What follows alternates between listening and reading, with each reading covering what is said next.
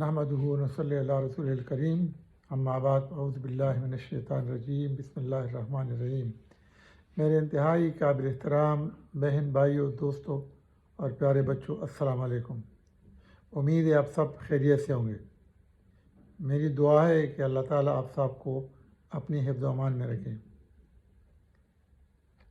پیارے بچوں، سورہ نحل قرآن مجید کی ایک سورہ ہے۔ اس سورہ کے آیت نمبر 67 اور 68 میں اللہ تعالیٰ نے شہد کی مکھی کا ذکر کرتے ہوئے فرمایا ہے، جس کا ترجمہ کچھ یوں ہے: تمہارے رب نے شہد کی مکھی پر یہ بات وحی کر دی، یعنی شہد کی مکھی تک یہ بات پہنچا دی، اسے یہ بات سمجھا دی کہ پہاڑوں میں اور درختوں میں اور عمارتوں پر چڑھائی ہوئی بیلوں میں اپنے چھتے بنا اور طرح طرح کے پھولوں کا رس یعنی نیکٹر چوس اور رب کی ہموار اور آسان راستوں پر چلتی رہے۔ اس شہد کی مکھی کے اندر سے رنگ برنگ کا ایک شربت نکلتا ہے جس میں انسانوں کے لیے شفا ہے۔ اس میں ایک نشانی ہے ان لوگوں کے لیے جو غور اور فکر کرتے ہیں۔ صدق اللہ العلی العظیم۔ پیارے بچوں، آج کی اس ویڈیو میں ہم چند باتوں پہ غور کریں گے اور کوشش کریں گے کہ ویڈیو بہت زیادہ لمبی نہ ہو۔ لیکن اس ویڈیو پہ گفتگو کرنے سے پہلے، آج کی موضوع پر گفتگو کرنے سے پہلے میرے آپ سب سے گزارش ہے کہ اس چینل کو سبسکرائب کریں اور گھنٹی کے نشان کو ٹچ کریں تاکہ آپ کو مختلف نوٹیفیکیشن، ویڈیو کی نوٹیفیکیشن ملتی رہے۔ شہد کی مکھی شہد کیسے بناتی ہے؟ شہد کی کیا اہمیت ہے؟ شہد کی پودوں کی زندگی میں کیا رول ہے؟ اور شہد کی مکھی کا مثال دے کر اللہ تعالی ہماری توجہ کس طرف مبذول کرنا چاہتا ہے؟ تو آئیے سب سے پہلے ہم یہ دیکھتے ہیں کہ شہد کی مکھی شہد کیسے بناتی ہے۔ شہد کی مکھی اللہ تعالیٰ کے دیے ہوئے احکامات کے مطابق اپنے چھتے ایسے جگہوں پر بناتی ہے جو انسان کے اپروچ میں ہو، یعنی جہاں سے شہد کا حاصل کرنا آسان ہو۔ شہد کی مکھیاں جب شہد بناتی ہیں تو اس کو ایک باقاعدہ آرگنائزیشنل وے میں اور ڈویژن آف لیبر کے اصول کے تحت کام کرتے ہوئے بناتی ہیں۔ شہد کی مکھیوں کا ایک گروہ چھتے بناتی ہے، اور شہد کی چھتے کو اگر آپ غور سے دیکھ چکے ہوں گے تو اس کی ایک باقاعدہ جیومیٹریکل شیپ ہوتی ہے، ایسے لگتا ہے کہ جیسے کسی آرکیٹیکٹ نے بنائی ہے۔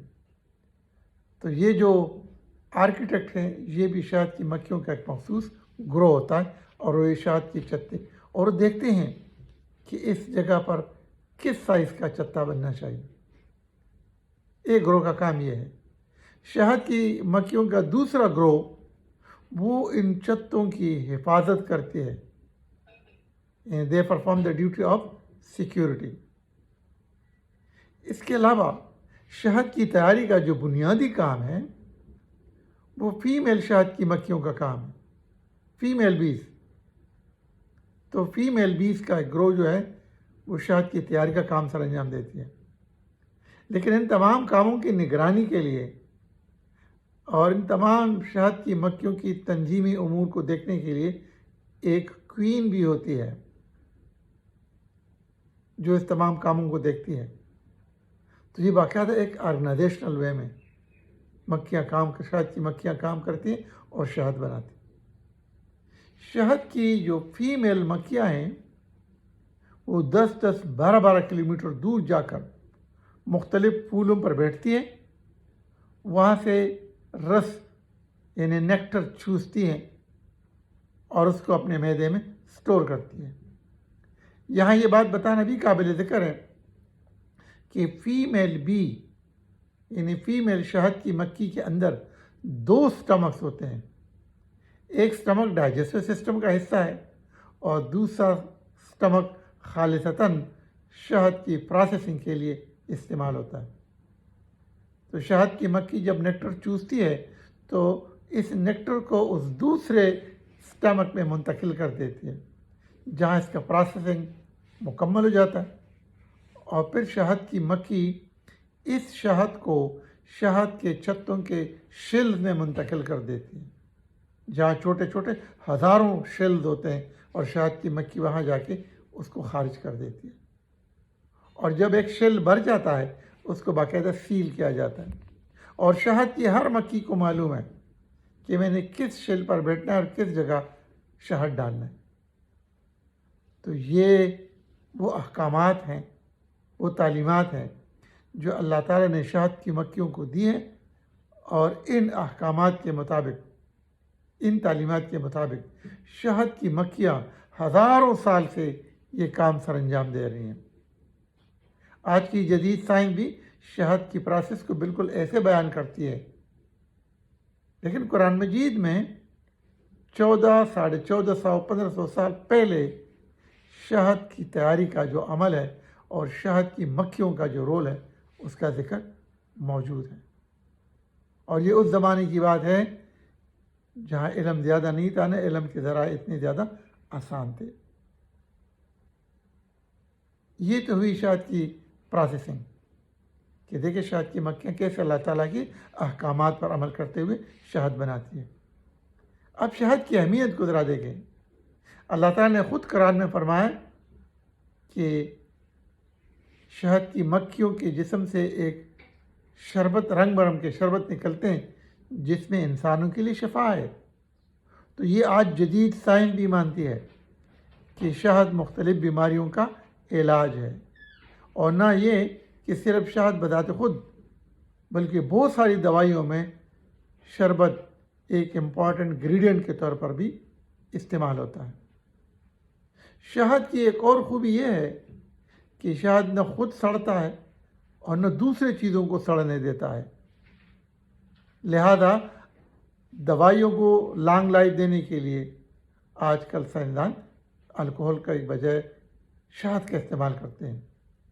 اسی طرح خوراک، اگر چیزوں کو لانگ لائف دینا ہے، اس کو پریزرو کرنا ہے، تو شہد کے ذریعے بہت ساری چیزوں کو ایک لمبے عرصے تک پریزرو کی جا سکتی ہے۔ اس کے علاوہ شہد کی مکھیوں کا، یہ تو انسانوں کے لیے فائد ہو گیا نا، شہد کی مکھیوں کا پودوں کی زندگی میں بھی ایک انتہائی اہم رول ہے، اور وہ ہے پالینیشن کا۔ پالینیشن اس عمل کا نام ہے جس میں پودوں کے میل اور فیمیل سیل، ریپروڈکٹیو سیل، آپس میں ملتے ہیں، فیوز ہو جاتے ہیں، اور اس سے پھر اپنی نسل کو آگے بڑھاتے ہیں۔ تو اس پالینیشن میں بھی، خاص کر کراس پالینیشن میں، شہد کی مکھیاں ایک بہت امپورٹنٹ رول پلے کرتی ہے۔ شہد کی مکھی ایک پھول پر بیٹھتی ہے، وہاں سے میل ریپروڈکٹیو سیلز کو اپنے پروں کے ذریعے، اپنے ٹانگوں کے ذریعے دوسرے پھول کے فیمیل ریپروڈکٹیو آرگن تک منتقل کر دیتی ہے، جہاں یہ میل اور فیمیل سیل آپس میں ضم ہو جاتے ہیں، فرٹیلائزیشن ہو جاتا ہے، اور جس کے نتیجے میں ان کی نسل آگے بڑھتی ہے۔ تو یہ دیکھیے کہ یہ ایک پودوں کی زندگی میں اگر پالینیشن کو نکال دیں تو بہت سارے پودے ایسے ہیں کہ جو اب تک سفید ہستی سے مٹ چکے ہوتے، وہ اپنی نسل کو آگے نہ بڑھا چکے ہوتے۔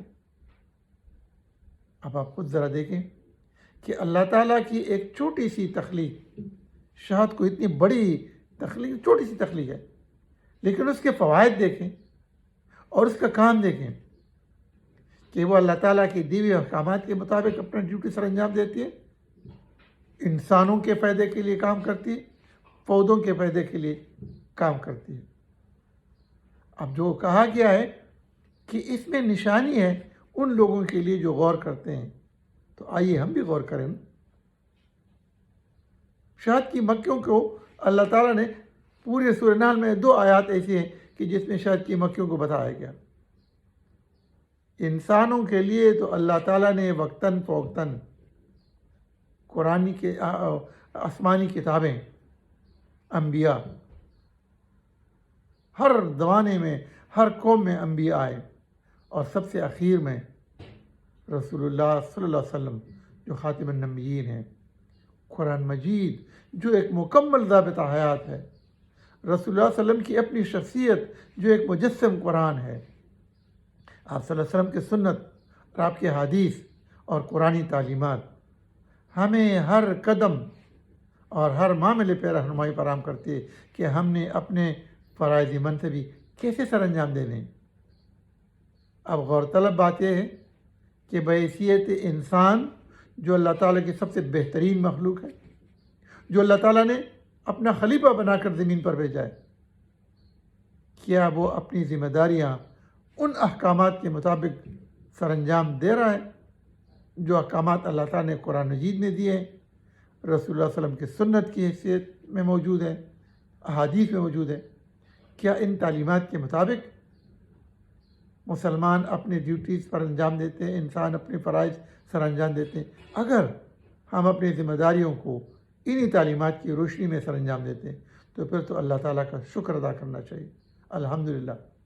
لیکن ایسا نہیں ہے تو پھر ہمیں اپنے رویوں پر غور کرنا چاہیے، اور ہمیں بھی شہد کی اس مکھی سے سبق حاصل کرنا چاہیے کہ ہم اپنے فرائض ان تعلیمات کی روشنی میں سر انجام دیں، ان تعلیمات کی مطابق گزاریں اپنی زندگی جو اللہ تعالیٰ نے قرآن، رسول اللہ صلی اللہ علیہ وسلم نے سنت اور احادیث کی شکل میں ہمیں بتائی ہے۔ میری دعا ہے کہ اللہ تعالیٰ ہم سب کو اپنی زندگی اور اپنے فرائض من سے بھی قرآن اور سنت اور احادیث کی روشنی میں گزارنے کی توفیق عطا فرمائے۔ اللہ تعالیٰ ہمیں قرآن سیکھنے، سمجھنے اور اس پر عمل کرنے کی توفیق عطا فرمائے، اور اللہ تعالیٰ ہماری زندگیوں کو دوسرے لوگوں کے لیے مفید ثابت کرے۔ اللہ تعالیٰ ہماری زندگی سے دوسرے لوگوں کو تکلیف نہ پہنچائے، بلکہ وہ ہماری زندگی دوسروں کے لیے راحت، سکھ اور سکون کا باعث بنے۔ میرے اللہ تعالیٰ سے دعا ہے کہ اللہ تعالیٰ مجھے بھی اور آپ سب کو بھی قرآن کو سیکھنے، سمجھنے اور اس پہ عمل کرنے کی توفیق عطا فرمائے۔ جزاک اللہ خیر، والسلام۔